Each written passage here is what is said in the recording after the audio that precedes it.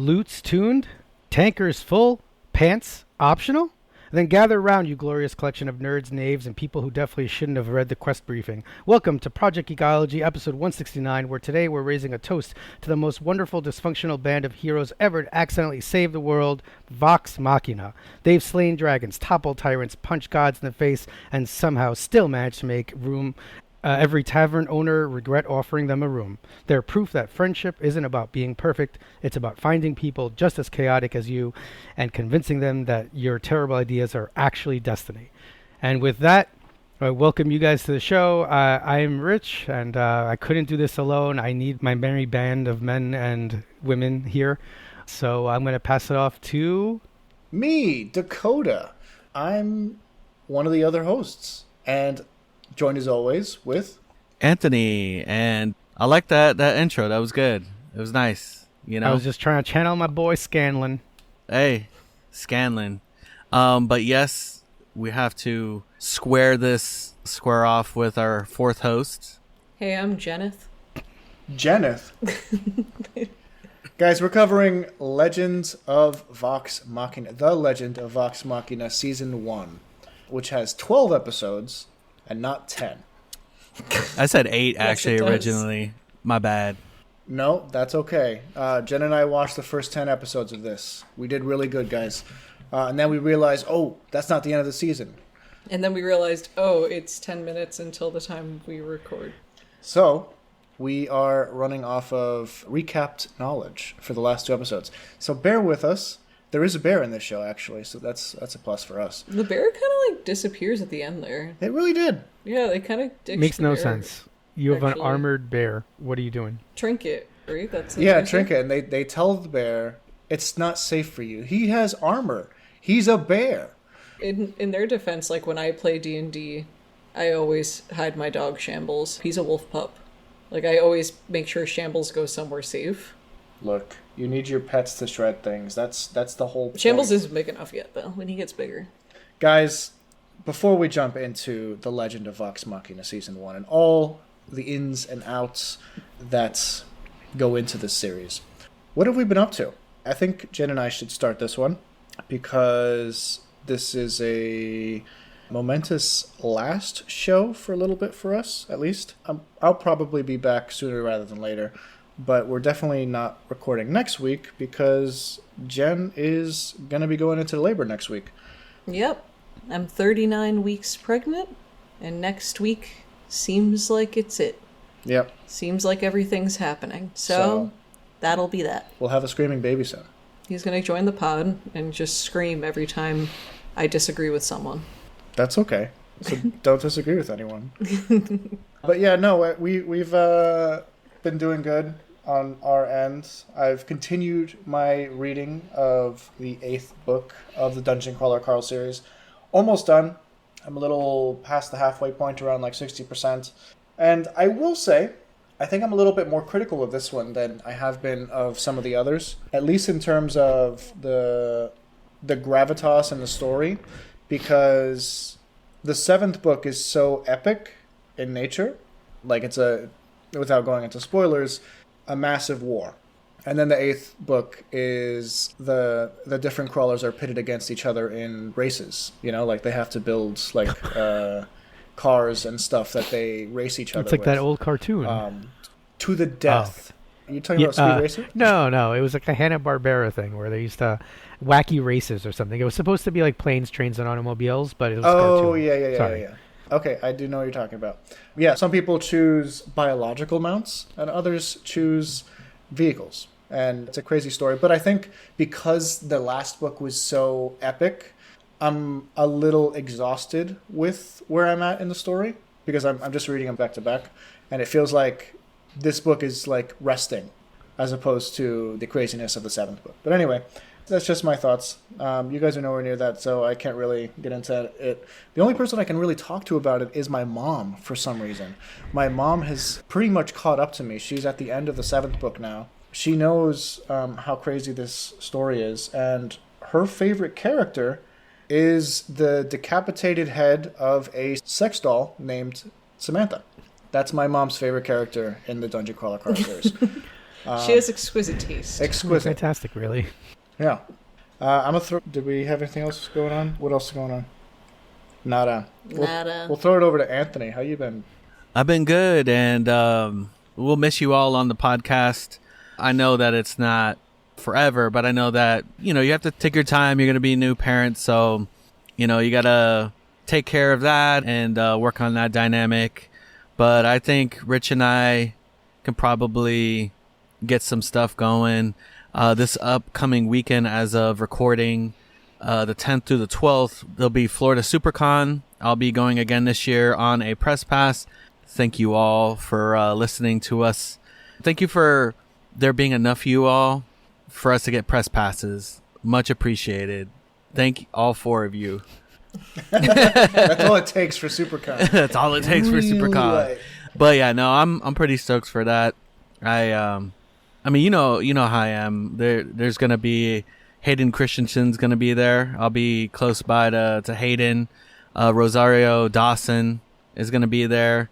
There's gonna be some of the cast of Daredevil. Vincent was gonna be there, but he had to drop out last minute. But Charlie Cox will be there. Deborah Ann Wool will be there. The actor who plays Foggy, I think he's gonna be there. So I'm sorry, everybody else was way more A-list, and he was in Mighty Ducks. You have to understand, he was in the Mighty Ducks movie. You know what? Naturally.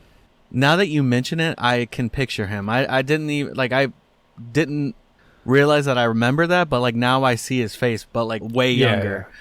But yeah, so I think that'll be fun. I always love going to conventions and checking out all the random items that people bring or they make. So, and panels. I want to check out the panels and whatnot. But I'm gonna pass it over to Rich.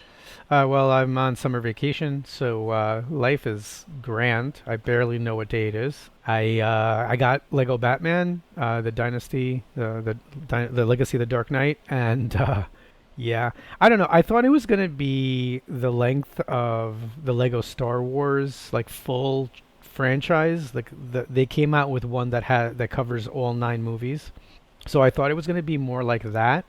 And unfortunately, I already 100%ed and platinumed it on PlayStation. So my wife walked by and she's like, "You're not almost done, are you?" I was like, "No, look at all the stuff I have to get." And then I got it all that day. So it's fantastic. If you're on the fence about it, get it. I'm going to replay it. There's a Dark Knight mode where it's much harder to play. So I'm going to give that a go. But I got all my collectible itch out of the way. It's fabulous. I mean, the way they play with the Batman 89, they did the whole museum scene with the whole song and dance. I love, and they have 2 Jokers. They have the 89 Joker, and then they have the current Joker, and they don't really say anything about that, and you're totally fine with it. It's a fantastic game. I am on a mini vacation up here in upstate New York. We're a little place with a pool, so we've gotten to swim a lot. I unfortunately did not beat Dakota in the reading of Dungeon Crawler Carl. I got halfway through book 2 and I got Batman, and there's been lots of soccer. That means you also didn't beat Dakota's mom. I know. I'm really upset. I'm going to try to take advantage while the baby comes out and just read a lot more, because I know I know Dakota is going to be at home and he's not going to be listening to the audiobook. So I think that I'll be able to catch up. I dare you. Go ahead, buddy. I'm dropping my son off on the 12th for 12 days. Okay, 12 days of no sun, no work, and no New York Mets, because they're going to be the All-Star break's coming. So there's no baseball. All I have is books and a little bit of soccer. That's true. Yeah. Yeah, Norway's my new team. We didn't talk about the Norway's my new team. So. Yeah, I think everyone's pulling for Norway, unfortunately, as of recording. They all have a stomach bug, don't they? Yes, that is true. It sounds like they're a little under the weather. I'm concerned. But unfortunately, as of recording, France beat Morocco, depending on your sensibilities. So the field is shrinking, and it's a lot of the heavy titans. I'd love to see somebody upended. I thought Egypt got hosed a little bit. Yeah. That was actually a bit crazy. They were winning until the end. I think the only region. Austin is very upset about this, actually. My brother. Oh, of course. Dakota's brother Austin is very upset. He said he had to shut the game off because he couldn't take the corruption. Dude, that was me during the U.S. game. I was so tilted. I said, what is wrong with these people? Like, I said, this is literally how everybody imagined the U.S. would play. They waited till the round of 16. Yeah. I found it quite fitting that Canada, the U.S., and Mexico all got eliminated at the same time. On the home turf. I was literally thinking that same thing. I was like, all the hosts just got booted. At the same time, pretty much, within like 2 or 3 days. It was glorious. Not in a good way, but, at least it was fitting. I felt bad for Mexico. We went out together. Getting, beaten in their own home by England. Colonization strikes again. Not fun. Get better. Not fun. Are you okay, Rich? I was very upset about the Mexico loss. I will not lie. I really thought they were going to go further this time, but looks like it's back to the drawing board. Maybe Italy will make it next time. Who knows, Who knows? A world power that has won 3 to 4 World Cups. It might be nice if they make it again, but or Cuba. Buddy, that ship has sailed. That raft has sailed. There's no Cuban soccer team that makes it to the World Cup. I root for Cuba in the World Baseball Classic, right? I do. I root for Cuba in the World Baseball Classic. But that's it. Boxing and baseball. All right. Damn, son. Guys, let's talk a little bit about our title discussion for today, The Legend of Vox Machina, Season 1. Anthony, you're making a whole bunch of hand gestures. What are you doing? Guys, this was really fun. And also, bizarrely, gory. It's weird seeing gore in a cartoon. And I think that's what makes it so much more almost offensive, you're used to seeing gore in something like The Walking Dead or The Last of Us or something like that. It doesn't, even like Fallout, it's a very gory show. You don't think about it because it's live action. It's very realistic-ish gore. But when it comes to the explosive colors of animation, it's actually crazy. It feels worse somehow. I don't know how to describe it, but anyway, yeah, it's a very funny show.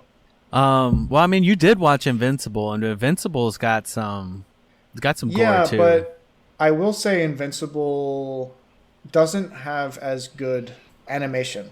I was noting the quality in animation between the two projects, and Invincible is very almost cheaply made. I think it looks cheaper, it looks more mass produced. This seems like it was more handcrafted and a lot more little details. This one's got, so the thing that this show has going for it is, I mean, you know what this is, right? Vox Machina, that this is Critical Role's first campaign. So when they first started doing their streaming journey back in 2015, this was their campaign, Vox Machina. But once they started streaming, I think they were 2 years into the campaign. So the first season is almost a bit of a catch up. And then I think the rest of the series kind of catches up to where the actual campaign itself was when they started streaming. Rich, there is some voices that you should recognize that are in it. What do you call it? Pike does Ellie from The Last of Us. And Vex does Abby from The Last of Us 2. So they're both they're both honestly, so that whole group is a group of voice actors. And so they did a D&D group. It blew up. They're on their 4th campaign now. And so now they started animating it. They're 4 seasons into Vox Machina. They just dropped another one for their second campaign, Mighty Nine, which is Mighty Nine is actually their most popular of all of their campaigns. And then I'm assuming that they'll do the same thing with Bell's Hells, which is campaign 3, and then eventually campaign 4 once they get far enough into it or when they complete it. But yeah, no, this is pretty much it's a passion project for them, and you can kind of see that, and they have fun with it. Scanlan, who is voiced by Sam, he always does the most outrageous characters. One of my favorites is in campaign 3, and he plays as this robot called Fresh Cut Grass. It took me 3 episodes, by the way, before I was like, I think this is D&D-ish. Like I got what is my that? God. What is that movie we watched? That was literally Honor Honor Among Among Thieves, right? Yes. I'm watching this, and I'm like, this gives me. I'm like, you've got a bard, you got an archer, you got like a guy who's a tank. I'm like, this is like like a party. Like it's got all the different players that you would want in a part. And I'm like, oh, so now I didn't look into it at all. I just picked up on. I was like, oh, okay, cool. And I like, look, give me a short little dude with a man bun. All right, some funny phrases. He's kind of crazy. I love him. I love Scanlan to death. Honestly, like, okay. If it weren't for him, I don't think I would have been pulled in as quickly. Like Percy's story is interesting and everything, but my man Scanlan just doing Scanlan things. Like just even at the end, everything's good. They've won, and suddenly he just swerves you, and he just sees a guy with no shirt, and he's like, "Oh, what's going on?" And he goes, and like they pull him away, and they're like, we just saved these people. We're not going to expose them to your gonorrhea." And I just I love when he hit on the zombie. yes, he is the absolute best. Like, just anybody around. Nobody's safe. Oh, that was good. Yeah, Sam he has like real fun with his characters. You can tell. I love it like when he sings like his like little songs and stuff. Especially the distraction one at that dinner. Oh my gosh. Yes, that was absurd. Good. I liked when he like lifting them up over the pit of acid, and he's just like, "You're too heavy." He's like, "Wait a minute, heavy?" Yeah. And he pulls out a pick and starts doing like heavy metal to like lift up his musical prowess. I thought that was fun. Yeah, and he's very much like. Yeah, overall, I think he's a fan fave. Yeah, Scanlan's a definite fan fave. Anthony, I got a question. So, Critical Role, it's a podcast series that follows a group of voice actors who are going through Dungeons and Dragons campaigns. They have their own setting. At least in this one, it's Tal'Dorei is the world that they've created. In their other campaigns, are they in different worlds? Do they occupy Tal'Dorei again? Or is it completely different? I don't remember if it's I'm pretty sure that they do. Like one is called Marquette. That's another that I think that's in. I don't know if that's in campaign 3. I don't remember if that's in campaign 3.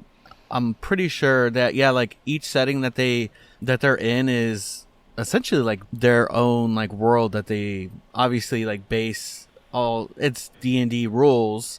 They actually have created their own game system called Daggerheart, which uses 2d12s instead of d20s. So I'm interested to see if they decide to do anything with that and maybe, expand upon that. But I think that'd be cool. But yeah, for the most part, to like go back to answer your question, yeah. Yeah, no, I did look it up. All 3 campaigns are set in the same world, Exandria, but on different continents. Okay, yeah. Exandria, yeah. That's like one of their smaller campaigns, Exandria Unlimited. They have one of those. This campaign is interesting because it's usually Matt Mercer who does the DMing, and this time he's actually a player character, and somebody else is DMing. So, and for those of you that don't, or a lot of people know who Matt Mercer is. He's done a lot of voices. He does McCree / Cassidy in Overwatch. He does the English voice actor for Trafalgar Law and One Piece. Just tons. World of Warcraft characters, definitely. So he's been in a lot. They're all like industry veterans. That's why like a lot of people like watching them because they're essentially watching them do their job, but like not with an animation in front of it. It's like you're seeing them actually act this stuff out, like not in person, but live action. Very cool. Yeah, I've watched a couple of the earlier stuff with I think it was Mighty 9 where Matt Mercer was DMing, and that was really cool. But that's not what we're talking about today. So I kind of like that we're thrown directly into the story, and it's not the story that you think is going to be like the encompassing story for the season. Like you go into this where they're chasing after a dragon, you know, like they're given a hint that something needs to happen for them to make a lot of money. And they go on this quest that turns out to just be a side quest in their overall arc for the season. And let's talk a little bit about like their early plight, because they're obviously an established group of characters. They're a team that knows each other's ins and outs a lot. And I kind of appreciate that they cut out a little bit of the backstory of them like learning or like meeting up and like forming the group, and they just jump into the action. But I also appreciate the use of flashback information when you need it.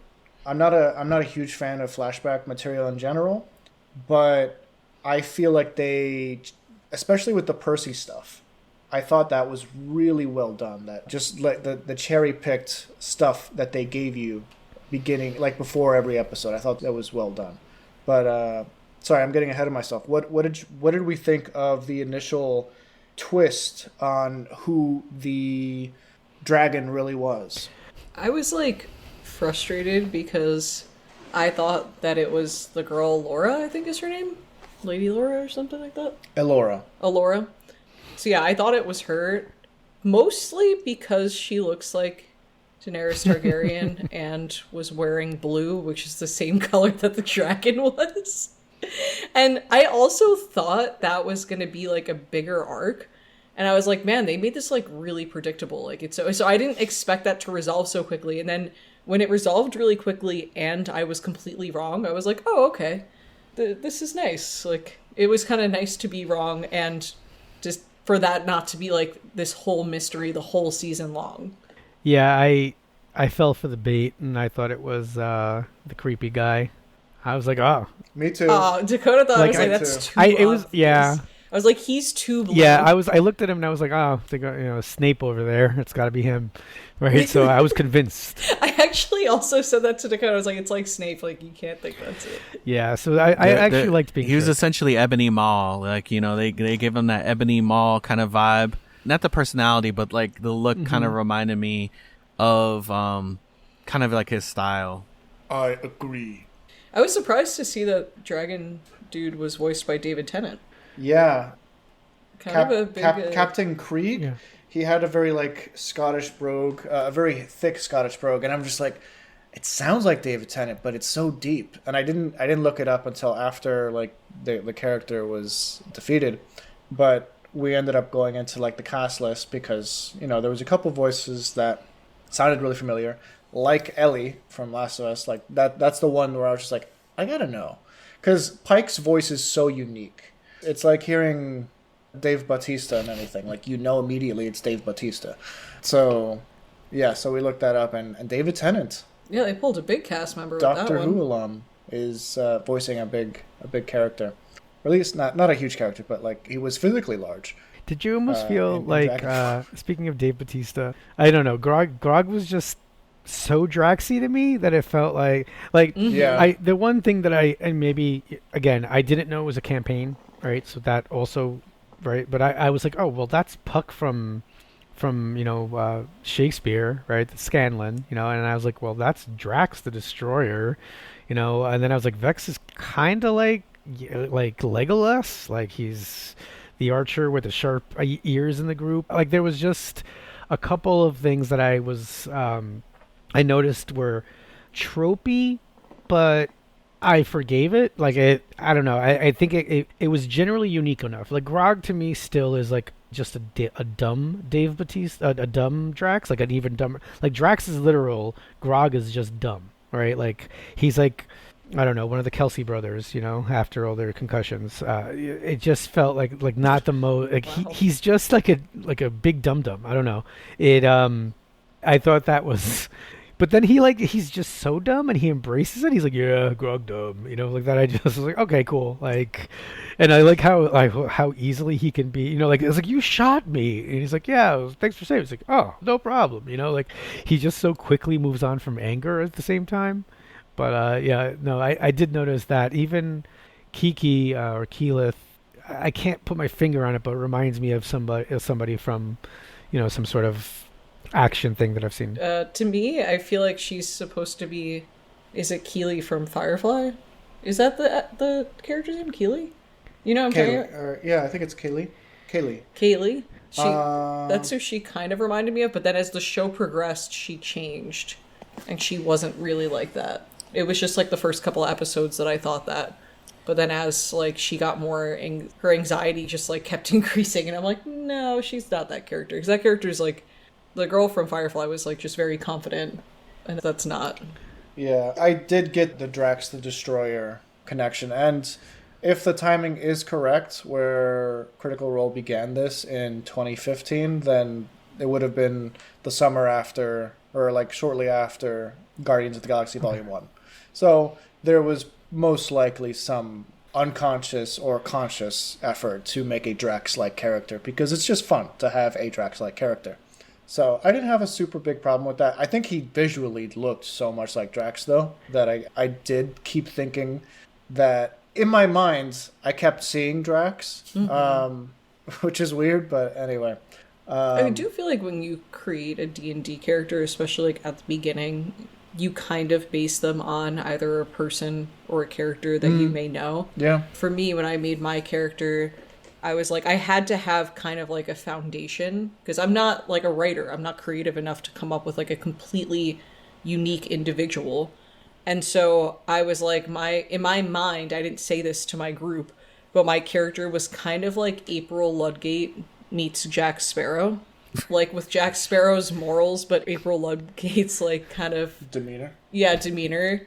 And then it changed, as you play the character more. You learn the character. And now she's completely different, than how she had started. But like I needed something to kind of like other characters to kind of latch onto as like an anchor. I played a character that's kind of similar to Pike, actually.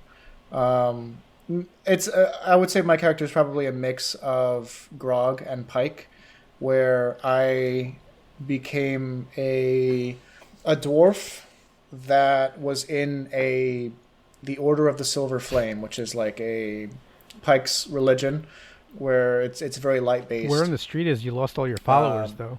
That's a long story. As we exited our D&D campaign recently, and like temporarily in preparation for the baby. Right. We want to go back. We want to go back, but apparently I started a cult as I was leaving. Potentially. I don't know if that's going to be followed up upon. But anyway. I think it will be. I don't think Jim's going to let us forget that. Anyway, yeah, my character was a paladin kind of character that was, at the start, very noble and righteous, probably overly self-righteous, to the point where he would get in the way of the other party members, because where they wanted to save the vampire family, I was immediately like, stab, stab, stab. They're heathens and monsters, and they need to die. So yeah, I gave the character a Scottish brogue myself. I tried to tap into my inner David Tennant there, and nice. Yeah, and I like that. Rurik Hillbeard was my character. Rurik Hillbeard. It's what was notable is that like it was my friend group, and then I invited Dakota, and none of us actually do voices. And I don't think I mentioned that to Dakota, and then Dakota showed up to play, and he just had this crazy accent. But we all loved it. It was awesome. I was gonna say that's awesome. Yeah. It is like interesting that you take elements from characters that maybe inject a little bit of yourself into these characters. If you see some of these voice actors and the way, like when you see them speak and the way that they are, like I'm not saying that Travis, the voice of Grok, he's like a tall, like bigger gentleman, so like it kind of makes sense that he was like a bigger character. But for me, it was like, it's hard to not talk about this without like talking about your own D&D experiences. But like mine is a combination of Aang and Jackie Chan from Drunken Master. Solid. That's a pretty good combo, actually. Yeah, it is a good like combo. And like I do it's the way of the drunken fist. And like your character doesn't really have to be drunk, but I was like, but that doesn't make sense. I want to be like a drunken master that actually Drunk all the drinks. time. So I have like a drinking gourd that I'm just like, and then flurry of fist all day. I try to What's get my great about that DM. is that you're actually very moderate in your drinking in person, like in real life. Oh yeah. Like Like you're super moderate in your drinking, so it's really funny that you're playing like I like a Well, you drunk always wanna character. play Yeah. something totally different. I'm than stealing what your you character because I think actually it just play, so- it would work for me. So Rich is gonna like create a character like that, and then he's just gonna like bust out like 4 voodoo rangers and just like down them and be like, I'm getting into character. Juice Force, baby, Juice Force. Official sponsor of the podcast, unofficially. I like the unofficial on the end. Rich is gonna do that, but in real life, while on vacation, he's by the pool. He's gonna be like, "I'm channeling Aang and Actually, wait. and funny that you Chan. should. drunken master." Funny that you should say Aang because Jackie we got in the pool today, and this is complete sidebar. Sorry, but my son thought he could splash very well, and he's about to be 12 in December, and I was like, dude, I can water bend, and I was just covering him. I was like, look at that, Fire Nation, take this, and I was just going nuts, and it was so. He was like, show me your techniques, Dad. He's like, how do you do that? show me your ways. You were like Katara and Yes. he was Aang. And then the water tribe attacked. Oh man. With my character, like speaking of like you give the character something that you don't have, I'm quite short. I'm 5'2", and I made my character really tall. But then I like forgot that she's supposed to be tall. And like at one point it came up and I was like, what are you guys talking about? I'm not tall. And my DM Jim was like, your character is tall. But like I in my mind don't even know how to be tall. Like I'm so not tall that like I can't even fathom the concept. Yeah, when like we're like at CVS, I'm able to like see over the shelves of the different shelves in the CVS or whatever. But like she can't. She's like I'm living in a different world. She's locked in the labyrinth of store shelves. I can easily see where the exit is at all times, but she's not that. I really have to navigate the corn maze. It's like whenever I make myself in a game, I'm always very loyal to my height. And sometimes in some video games, like making yourself 5'7" is not the best. Like in the wrestling games, I'm 5'7", like 5'6.5", whatever. And I'm just the tiniest guy trying to do like the craziest moves or football. You don't know a lot of football players who are 5'6", trust me. So you gotta have moves. That's funny. After the bit with the dragon, we're like, oh wow, like they kill the dragon, they find out who it is, and it's like, okay, where are they gonna take it next, right? Well, we didn't. They pivot over to a backstory with Percy, like something that Whitestone's like an actual like town that I've heard of in D&D. My wife's from Whitestone in Queens. Whitestone. It was very enjoyable the entire show to hear like, we must save Whitestone, and I'm like, that's that. I was thinking the same thing, actually. Like, if you're a New Yorker, you know Whitestone, and it's like a real... But it sounds very fantasy. No, it's 10 minutes from City Field. Very Italian. Italians can be fantastic. Let's be honest. Is that why everybody in Whitestone had some like kind of Guido vibes? I'm telling you, man. I don't know. They're probably like, hey, it's like Whitestone from Queens. David Tennant definitely knows where Whitestone, Queens It's like is. the word windbreaker. Windbreaker is just like a jacket, but it sounds like such a cool sword name. It does. Yeah. Like when I heard Whitestone, I'm thinking of I used to go to Whitestone movie theater in the Bronx. And yeah, then it's like, oh, now this is like this fantasy place. And I was like, yeah, come to think of it actually does sound very fantasy. Other fantasy names like Briarwoods and stuff. I'm sure that's a real place too. That's where my high school was, Briarwood, Queens. I'm telling you, Queens. Oh man, they just gave me all these. Wait, was it really? 100%, and it's like 10 minutes from Whitestone. I'm telling you, a dude from Queens. I'm wondering from Queens. I'm wondering if they just looked for like fancy English style towns in Queens and said, okay, we got Briarwood, we got Whitestone. How about Long Island City? No, that doesn't work. Like they literally. If there's another one and they're in Astoria or something like that, I'm going to lose my mind. All right. In the next campaign, they go to the shore. Yeah. Astoria is actually like a really fantastical name Exactly. as well, so that would fit. That would fit.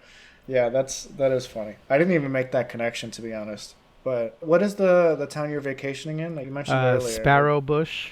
Sparrow Bush. That would be a perfect Right? name for a location. Let's go to Sparrow Bush.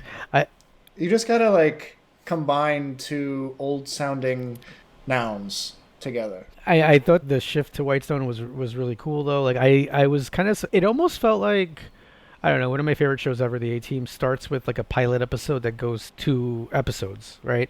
And then it completely changes to something else. But like those first 2 were like a combined story, and I thought that was a really cool way to start it off. And honestly, like Percy was probably the person I was least interested in.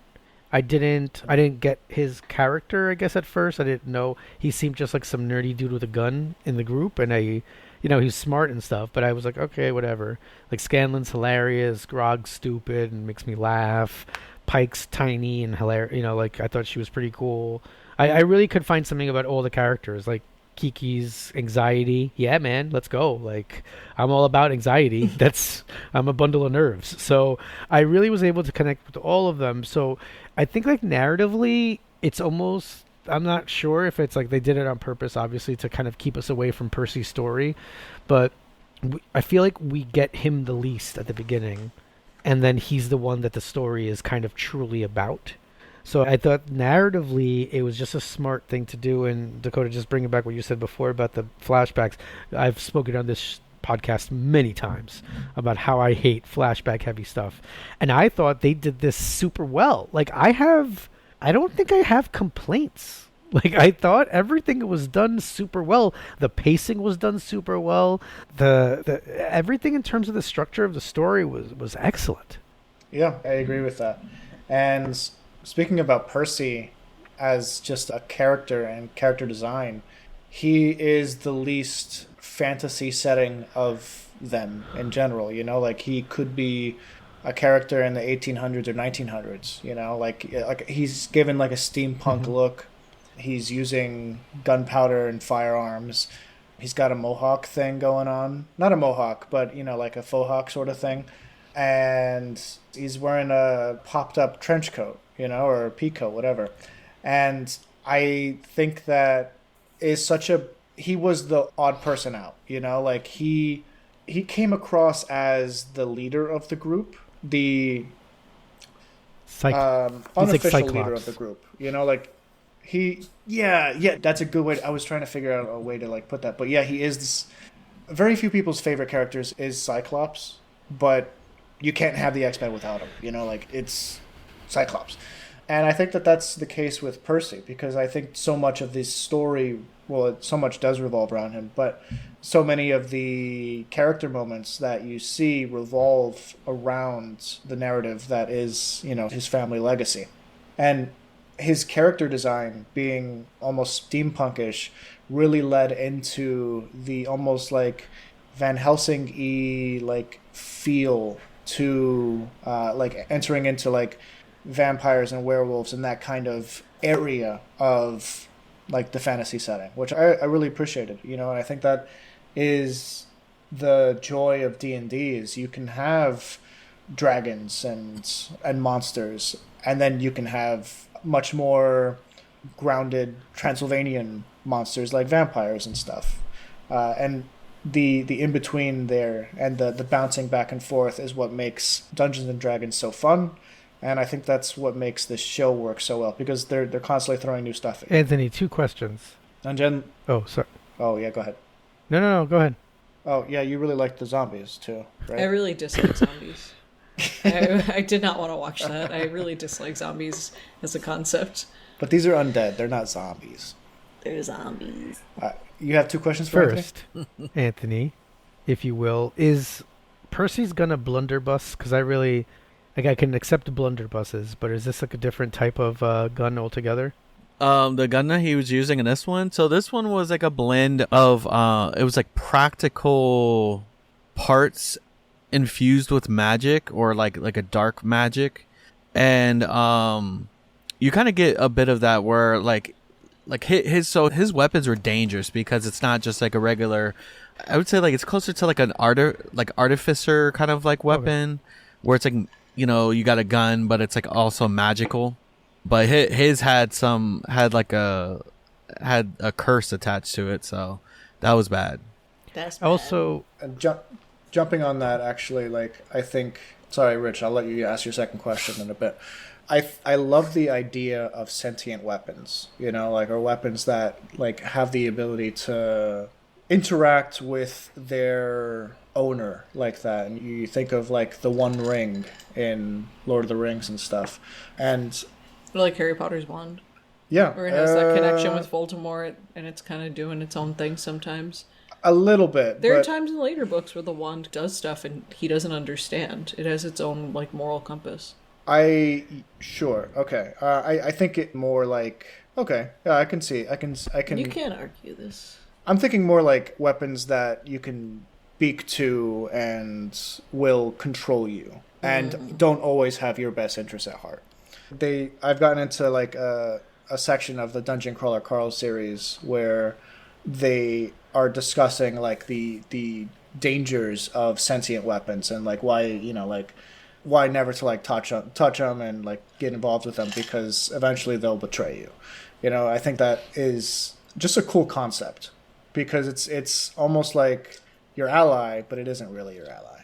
I did play a one shot that somebody had a sword that had a living worm that was like the essence of it was in the sword and like could speak to the wielder. So like pretty much what you were saying. Yeah. Rich, your second question for Anthony. I don't understand. Is Silas under Lorelai's command? Thank you. I just went with something that sounded like I'd had lots of eyes in it. They're close. They are close. So what I don't understand is, like, so he's dying, and then, like, he knows he's about to die. She does some crazy, not voodoo magic, but blood magic, and he wakes up and he's like, "Thanks, babe," and like he doesn't like seem to.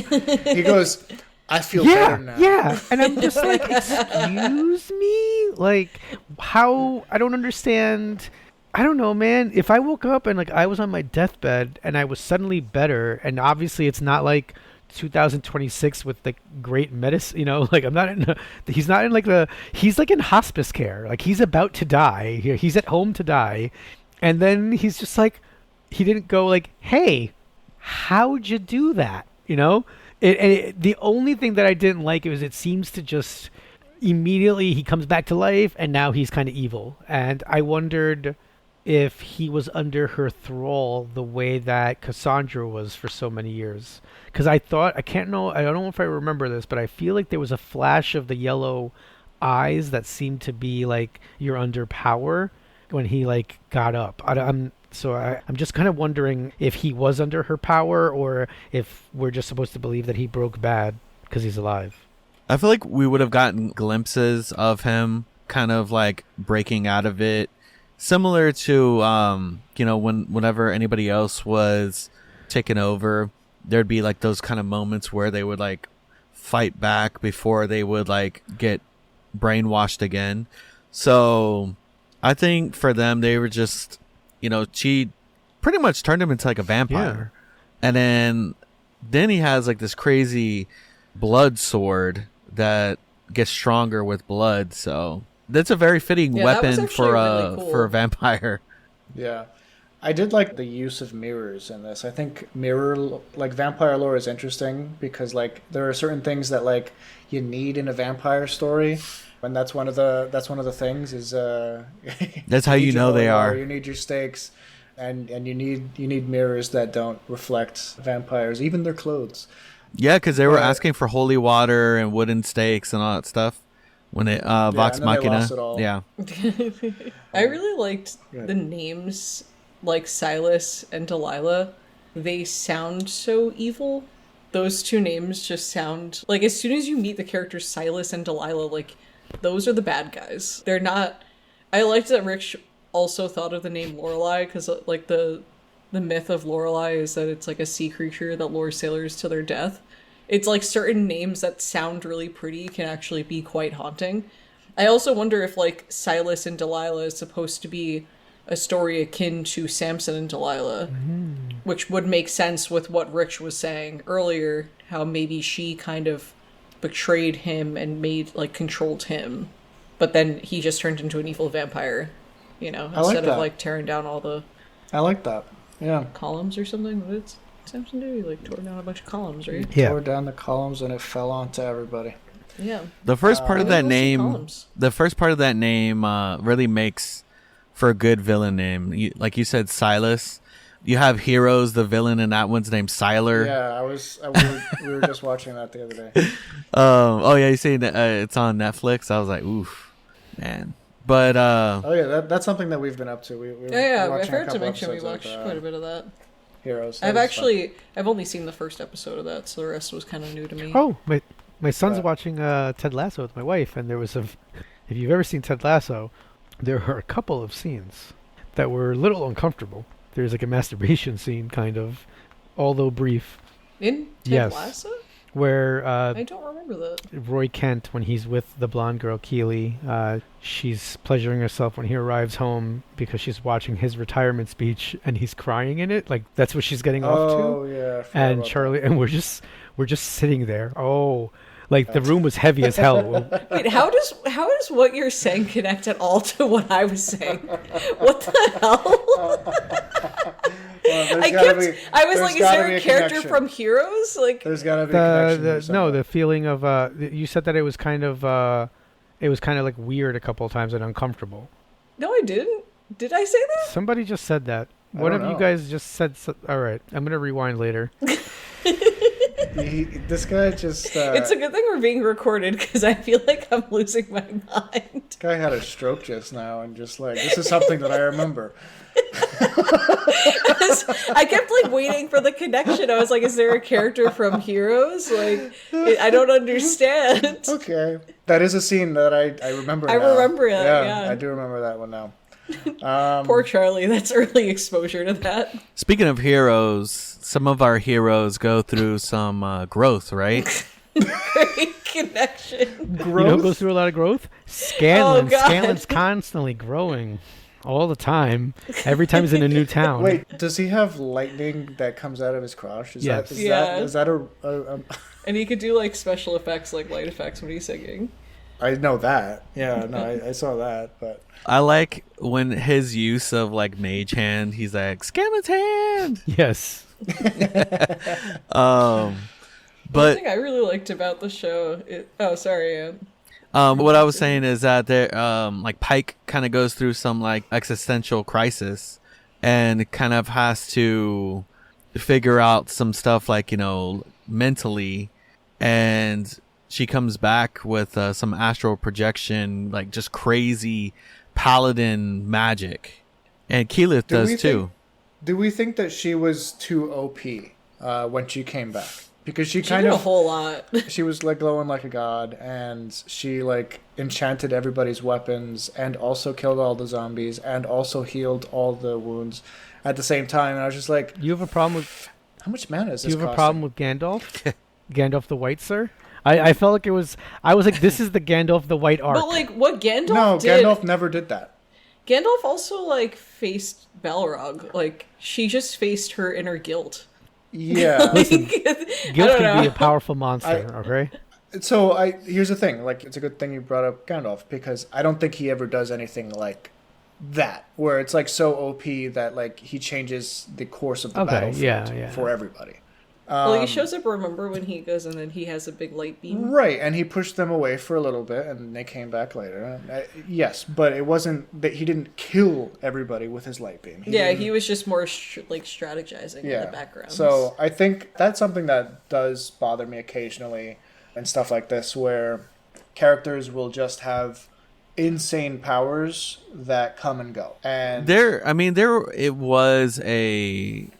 she had, so it's a concentration type of ability, and if that concentration broke, she would have to, if her projection died, then obviously it would have severed the connection. You have that moment where she gets disconnected when that kind of anti-magic orb pops up. I think that every OP or everything that seems OP has some sort of drawback to it. I mean, very similar to like Superman. That was always my gripe, but he has his weaknesses too. Sure.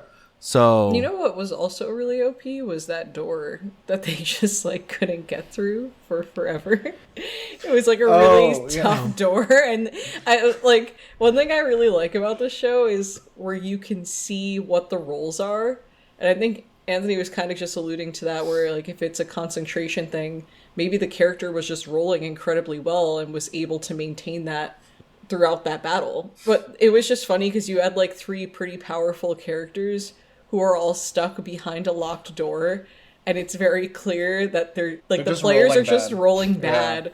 Like they're probably just getting it. Like at one point, one of the characters like cuts their fingers, and they got like a now like 1 or something. Yes, 100%. Like actually, that's a really good point. I hadn't even considered like that was like poor rolls. That was just bad rolls. Well, like, incorporating like their experience as a campaign into the show. So yeah, I mean, I would agree that they were incorporating bad roles into that too.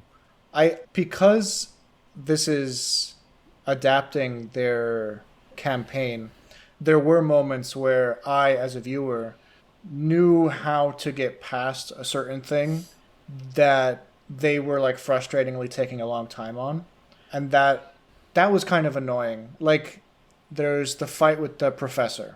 We know that he's like controlling everybody.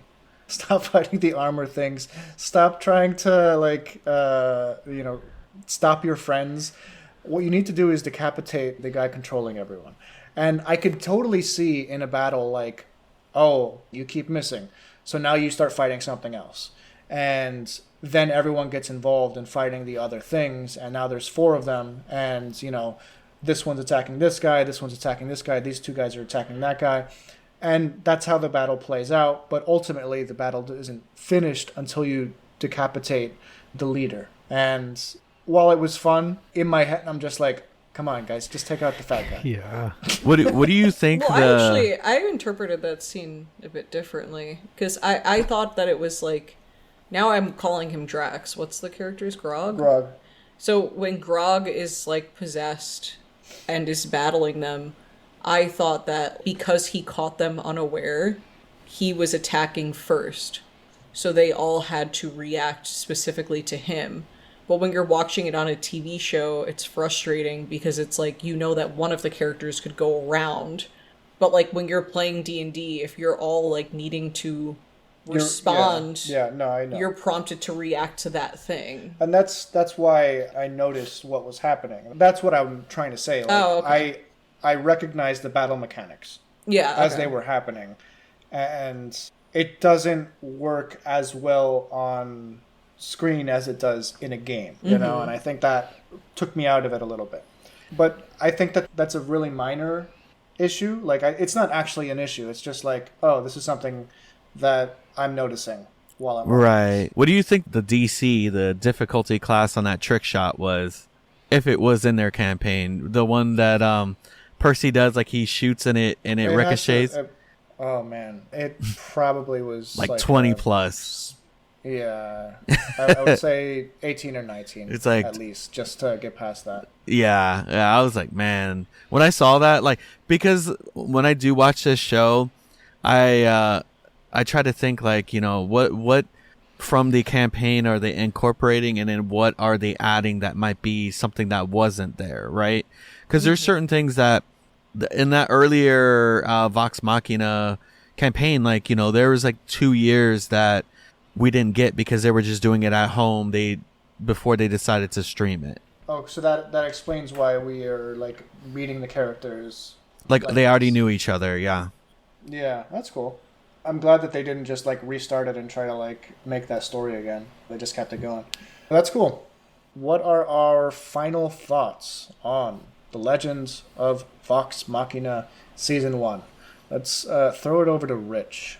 I've used it before, but I'm going to say a rip-roaring good time. I really don't have any complaints. I was hesitant. I didn't know anything about this, so I wasn't sure what it was going to be at first. When the first couple minutes, I was scared it was going to be a flashback-heavy anime, and I was like, oh boy, here we go. And instead, I loved it, probably because of Scanlan, honestly. And Scanlan's hand, everything. He just made me really enjoy it. I think I just like that kind of bardy character. I really think I like that archetype a lot, anyway. And I feel like it has something for everybody. Honestly, like I'm gonna recommend it to my son after, like, I'm gonna probably like next week or something. It's not. Like you said, Invincible was like super, like it was too gory, and he started watching that, and I didn't like that. But I think you can. This is something you can watch as an adult, 40-year-old, or you can watch it with your kid, who's a little bit okay with some violence. You might have to answer some questions about beads, though. No, you know what's weird is that sometimes when that stuff happens, you just it's like when a kid falls on the floor and hits their head, you just make believe like it didn't happen, and sometimes they don't react. They just like, oh, let's go over their heads. And I think, I think he kind of accepts that there's stuff that he doesn't get that we're not going to explain to him. We're like, nah, buddy, you can find out on the interwebs. But that song's playing in my head. But I would, no, high recommendation from me. Every episode, it's a fun watch. It's quick. All 12. I would watch all 12. I wouldn't watch only 10. That's a weird move, but I love this. We are going to finish the first season. We know roughly how it ends, but I don't think it really like stuck with, like, I read the recap out loud and yeah, okay, they win, blah, blah, blah. But we will watch the final 2 episodes of the first season. Don't worry. We just timed this poorly. Yeah. And we had a crazy week. Anthony, you mentioned that you could hear the song, and because this is in the same D&D vibe, I have gotten to a part in the Dungeon Crawler Carl series where there is a song that is sung in the audiobook, and it's a beautiful, beautiful moment. And you could tell that it was written for the audiobook because long story short, this isn't a spoiler to anything. Like, you could tell like this was written just because they needed to get access to a certain guild, so they needed to sing pitch perfectly. So they take a bunch of potions, Carl and Donut, and they do karaoke at a bar. And right as they start singing Take On Me by Aha, a huge brawl breaks out. Crawlers, NPCs, people are getting killed left and right, but they have to complete this song. So the narrator is like, and then this person got stabbed in the eye, and then someone's thrown across the room. Take on me. Which book is this? This is book 8. Yeah, no, I can. Man. I would recommend, if you are a reader of the series, at least listen to chapter 56 of book 8. And it's so good. And they actually used the music in the background. Like, you could hear like the karaoke beat of Take On Me. And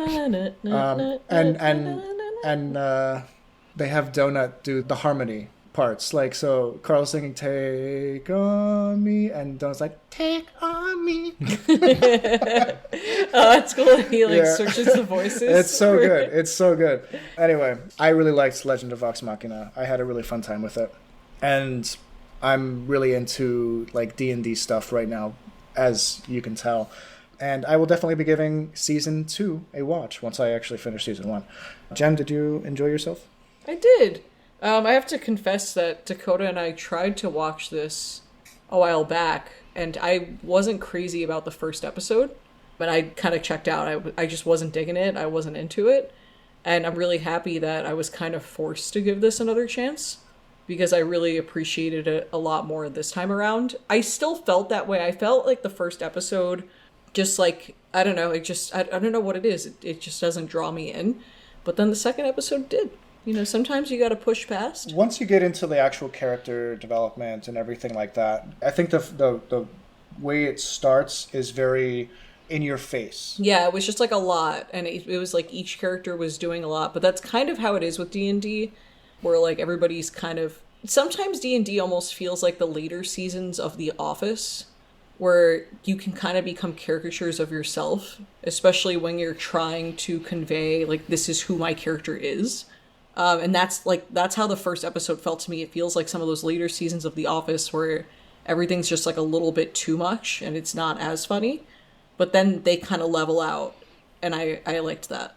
Also, I appreciated how Percy is from Animal Kingdom. He's just from Oh Animal yeah, Kingdom. the Big tree of life in the middle. in the middle of the map. But That's pretty I fun. liked the characters. I liked the relationships. Like that, you could see some romances sparking and some not so sparking. And I don't know. I thought that there was a lot of subtleties and complexities that I wasn't expecting based on the first episode. I was like, oh, okay. So like there are some. I don't know. You definitely There's see just more potential of for- that. Like as you go on with the series, you definitely, a lot of that stuff does end up panning out. You see some of these like relationships progress, and then also the dynamic of the team is a bit more. I mean, it's still a little like ragtag, but it's they do it well. Yeah, I feel like later you just get a little bit more nuance. Like I kind of gasped when what's his name was like, I love you, right? Vax. Yeah. And then Kiki was just like, this is such a bad time for this. I also love that he's the only one who calls her Kiki. That's just like his cute nickname for her. I thought that was really sweet and endearing. Like none of the other characters seemed to call her that, which I thought was really cute. Yeah. Anthony, final thoughts on season 1? I like Vox Machina. I was the one that suggested doing season 1. It's a good time. I agree with Rip roaring good time. It's I kind of like with Honor Among Thieves. You're watching a D&D session play out, right? Or a campaign play out. So it's enjoyable, and you could tell that it's a passion project, and I like that they've been doing it with their other campaigns. I hope they keep on doing it. You heard it here first, folks. Please don't forget, this is very important. There is a lot of juice in this. There is a lot of red, juicy juice all over, and black juice in the earlier episodes. Yeah, there was a lot of black juice. That was kind of creepy. Please, in that light, please be sure to give us a 5-star juicy review wherever you're listening to us on your podcast applications, and that'll help get the word out to more people, and more people can enjoy the juice as it floweth. Guys, thank you so much for listening to us here for 169. Jen and I won't be here next week, and I don't know if there's going to be a show next week, but Project Geekology will be back for episode 170. Keep it juicy, my friends. Bye. The Wolverine. Say goodbye. Goodbye.